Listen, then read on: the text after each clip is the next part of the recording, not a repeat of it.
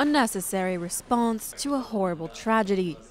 That's how French President François Hollande characterized U.S. President Donald Trump's decision to launch airstrikes in Syria over the evening.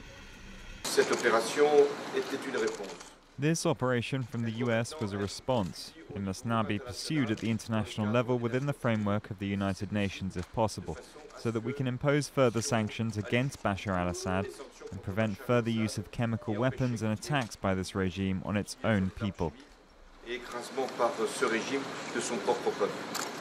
But not everyone in France was convinced by the move.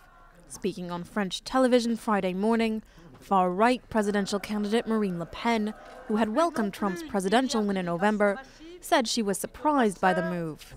Mr. Trump had said on multiple occasions that the United States would stop being the policeman of the world. But that's exactly what he did.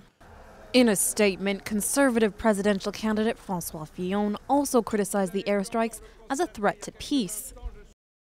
This American response, which can be understood in light of the horror of these chemical attacks, should not lead to a direct confrontation between Western forces and Russia and Iran. That would be a terrible danger to peace.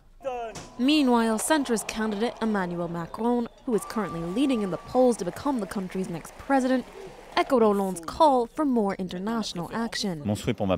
My wish is for there to be a truly coordinated international action in retaliation for Bashar al-Assad's regime and for the crimes that have been committed.